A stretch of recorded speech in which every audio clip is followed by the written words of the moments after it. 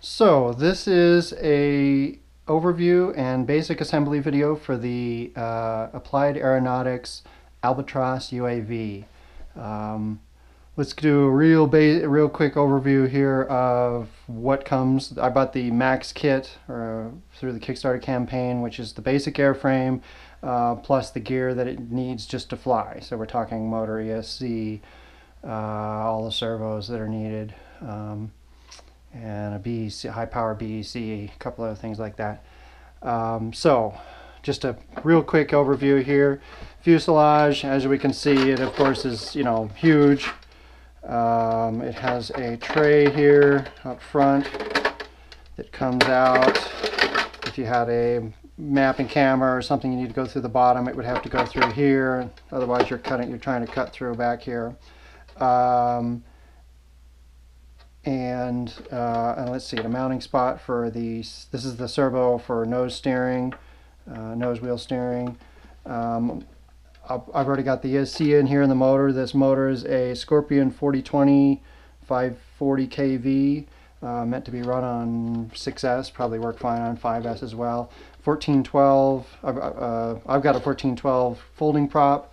Comes with a fixed prop. This plane's eventually going to be landing on its belly, so I needed a folding prop. I also plan to do a lot of soaring with it. So that's the fuselage. I'll come back to this in a minute. This is the center sections. You can see very large flaps. Although portion of wing area, I don't know. They could be bigger. But we'll come back to that because most of the work is in the center section. Tail surfaces, inverted V-tail.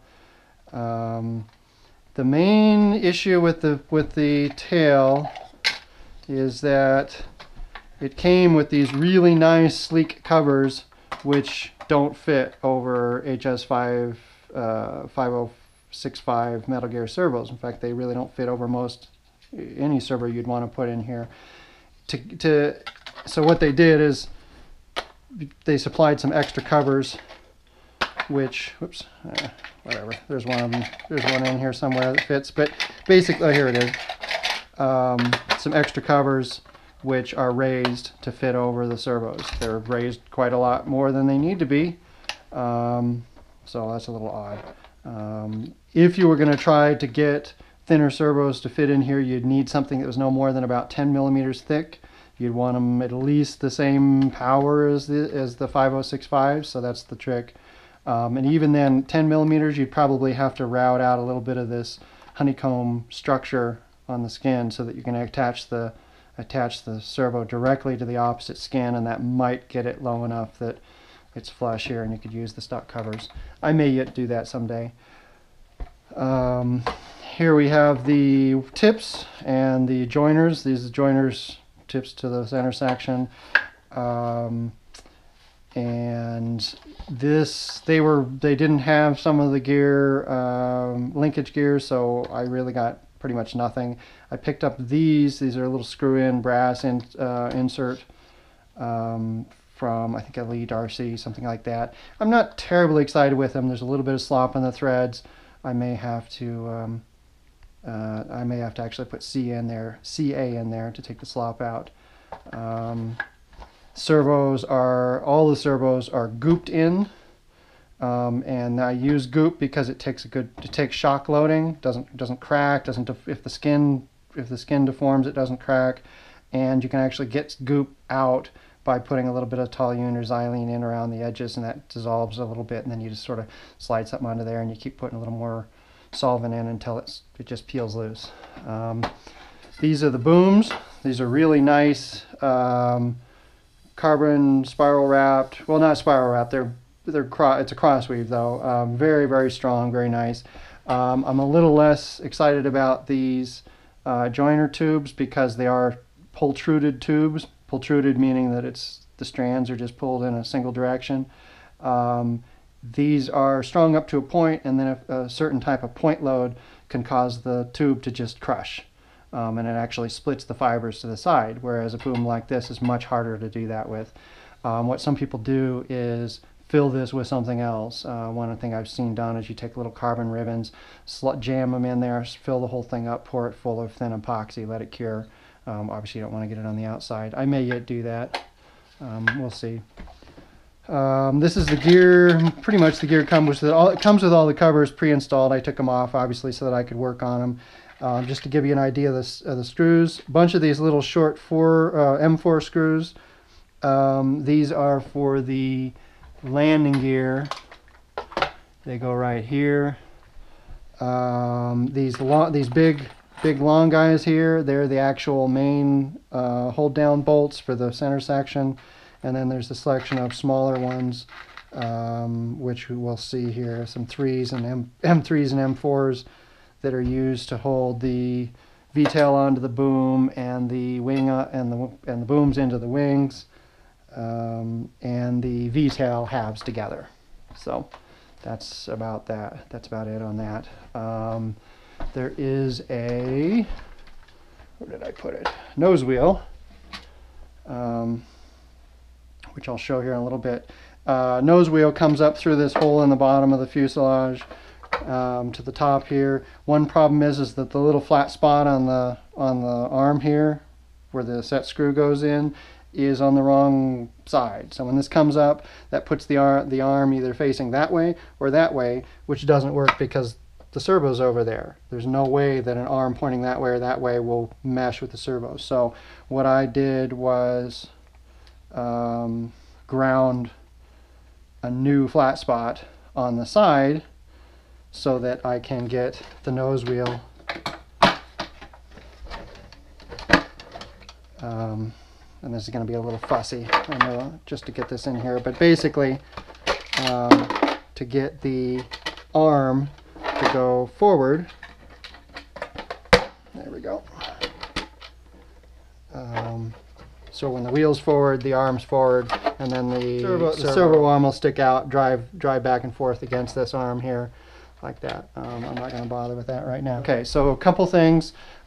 Tails, pretty straightforward. Servos go in. The lead comes out. The leads for the 506.5 are a little too short, so I put a longer lead in there, a bigger wire too. These are really, really long runs out to the elevator servo, so I made sure it's pretty good sized wire. Ailerons, same deal, except that there's no hole here, so you have to cut your own hole. It's in between the tube and the tongue here. That is there's actually a thin spot on the wall. You take a screwdriver, you just push it through, it'll actually just pop right through the wall, and then I just carved it out with an X-Acto.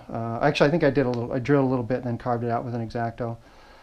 Most of the work goes into the center section, and the trick here is that they pre-installed a bunch of slick plastic tubes through which you push all your wires, push or pull, depending on what you're working on here. So there's one tube that runs from the center section across to the flap servo. There's another tube that runs all the way out here and pops in to the elevator. Well, you can't really see it. Right, basically comes in here, comes into the end of the tube where the tail boom joins. That's for the elevator servo.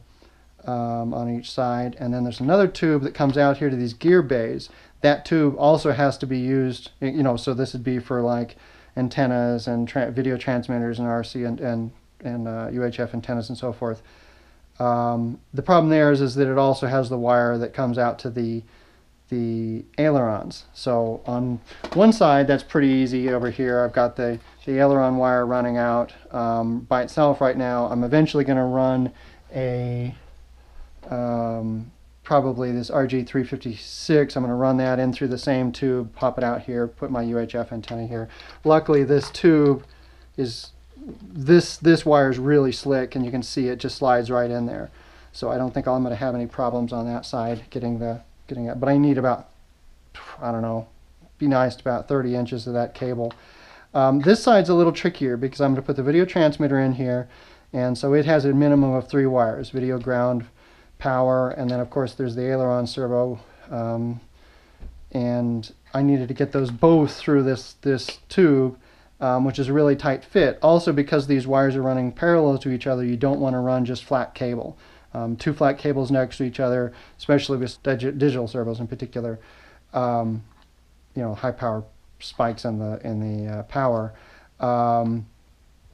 You don't want to run them, you'll get interference in your video. So you want minimum, you want twisted wire. So the trick I used here was I take one piece of twisted wire that was more than twice as long as I needed here, and then I ran a string through from this end back to here, pulled the string out, tied it onto the middle of this wire, folded it really tight, and then pulled it back out through. And you got to be careful that you don't accidentally pull the tube through with it. It's a pretty good pull. There's a lot of resistance there, but it can't. But luckily the tubes are pretty slick, so it did come through okay. And so again, I'm just going to put I'm actually going to be just another female servo here. My video transmitters I have a male servo plug on it. Obviously we got a crap load of wires coming out here. Some people would put, a big fancy connector or two here. I may yet do that, I don't know. For right now, I'm not. I like to sort of keep it as simple as possible initially, just to make sure everything works. Oh, wanted to say something about the flap servo installation. The trick here, obviously, is what you want is to get full throw on the servo if possible, just for maximum power, resolution, so forth. And all the way up, it hits a stop here. You want to get, as close to 90 degrees when you're down as possible. One trick I did here is I angled the arms on the servo back a little bit. So when it's at 100% one direction, instead of the arm being flat back like this, it's angled up, obviously, so the arm can clear. But being angled back towards the arm means that the servo doesn't have to work quite as hard to hold the servo up, or to hold the flap up. If it were, say, straight up, then the flap has more leverage against the servo, basically the servo motor. The other trick here is basically when it's all the way down, you can see the arm is almost completely locked out. In other words, I don't have the servo, again, doesn't have to work very far because it's further around the curve. And I'll show how this works here in a second. I'm going to do basic assembly here. Most people probably will set this up with the wing on the fuselage first and then build up from there. I may not, because I'm not going to be using the gear, so I have other options. But I'll put it together as though put it together with the wheels on it here and show. One thing I found is that most things on this plane have a left and a right. So basically there's only one spot for stuff to go, and that's because some of these holes are just not absolutely perfectly drilled in the same on each side. So obviously the booms have a left or a right, and the booms even have an up and a down.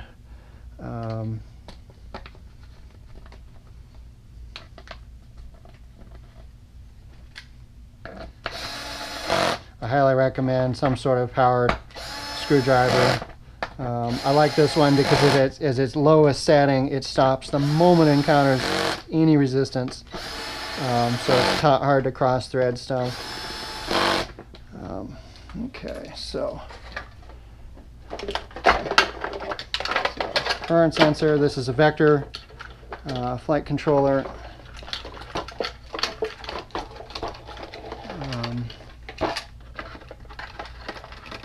Goes here in the center. I'm a little ahead of the CG, just a tick, but it doesn't matter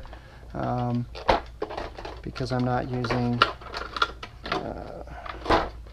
anything that would need it to be that close. Oh, one thing I found while this is open, if you happen to be assembling it like I do, is lift this out, connect the throttle.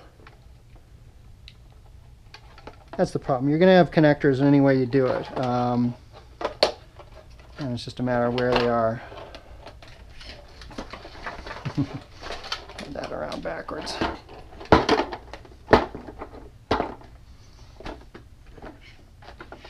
It's a little rushed, but as long as you don't have any pinched wires, should be fine.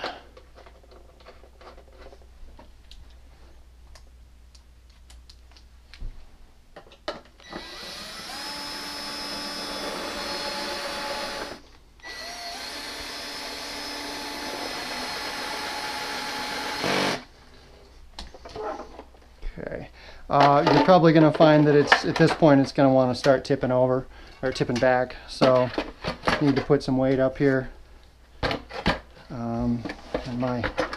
Again, some people like to do fancy plugs out here where you join the wings to the center section. I don't. I generally just do oversized holes that make it easy enough to just slide the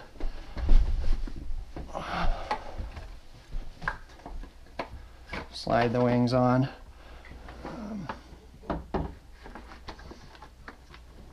Basically just servo plugs, exercise holes. Because there's gear bays, I mean, ideally I just have the wires hanging out when they're transported. If a wire happens to slide back in, I can fish it out. On this side, you can get to it from the gear bay. Not a big deal. So, let's see, on those, there are, I can't remember which screws, I believe. Oh, here we are. It's these little M4s.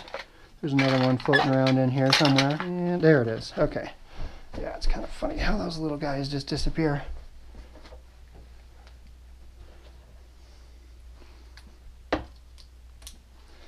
These M4s go out here, and they actually, these particular ones, actually thread in to the lower part of the wing, so they don't need any nuts on the bottom. I'm not sure why these are the only ones that do that. Because when we get to the boom, you'll see that it's a little fussier.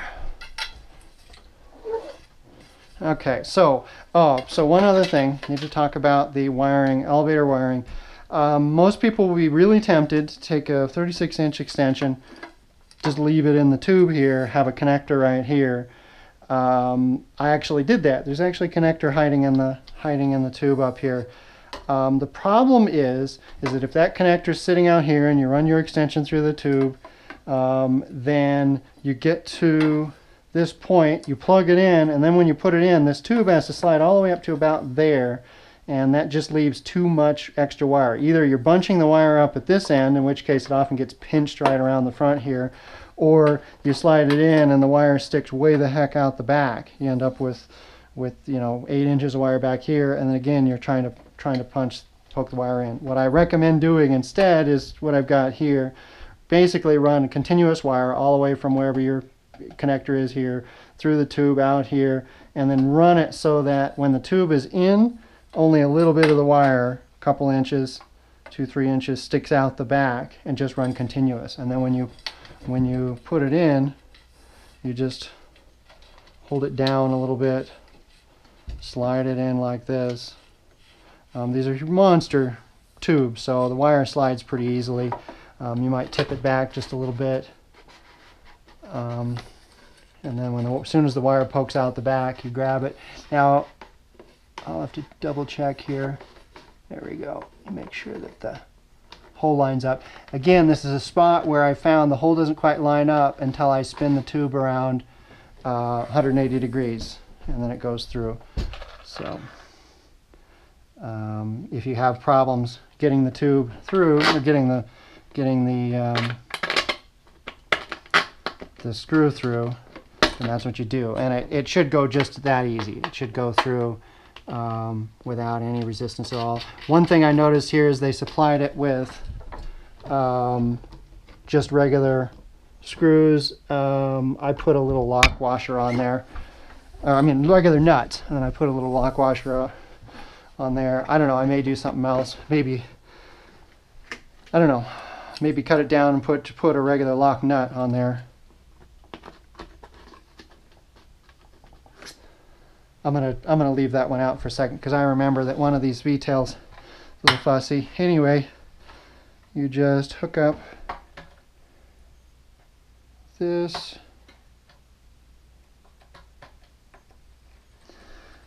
Poke some of the wire back in here. Luckily, I only have to go about 2 inches in on this end, so it's the moment you've got it, it goes pretty easy.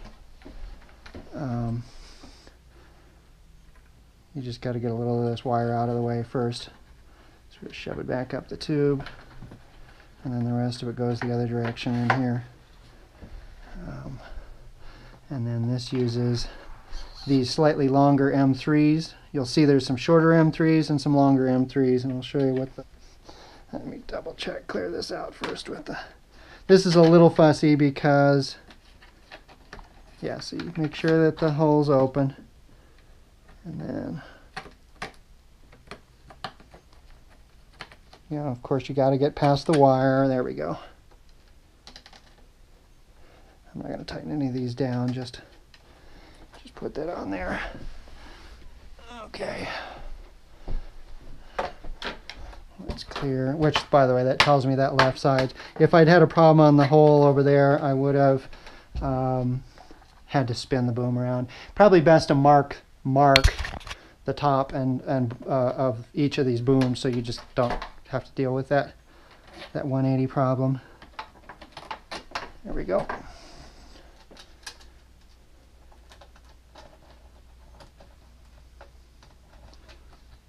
And then the shorter M3s go right here.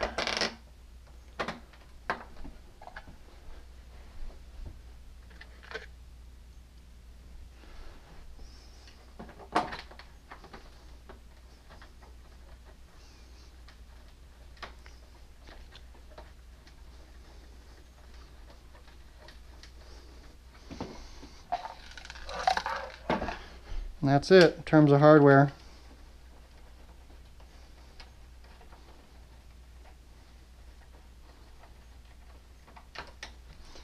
So that's that. And then, oh, obviously this would go up here. There we go.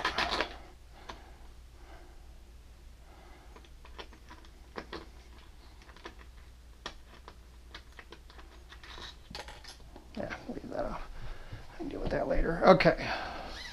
So we're pretty much all hooked up here. And I've actually already set this up on let's see, on Vector, and you'll see it's a fairly complicated setup.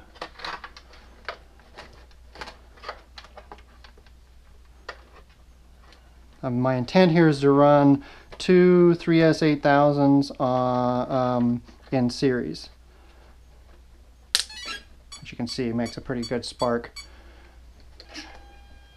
Just to give you an idea here. So, ailerons, elevator, again because it's a V-tail, and rudder. One goes up, one goes down, and then, whoops, wrong one. I'm so used to running the flaps off my throttle on sailplanes that I just bumped it here. Luckily it's on a soft surface. Need to stay away from the throttle. Yeah. So anyway, here's the flaps.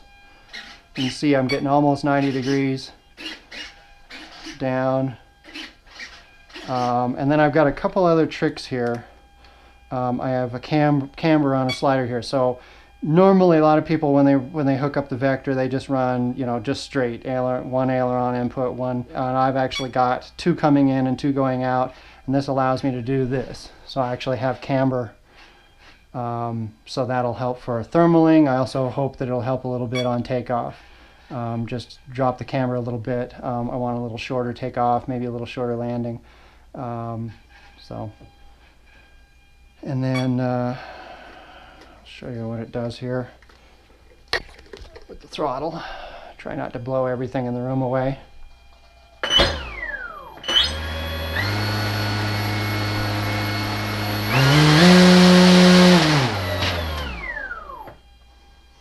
So there it's running. Pretty much as it stands, it's the only thing keeping me from flying it, that would have been from flying it today, and I don't know if I can get it done in the next hour, is hooking up the Nosewheel Servo.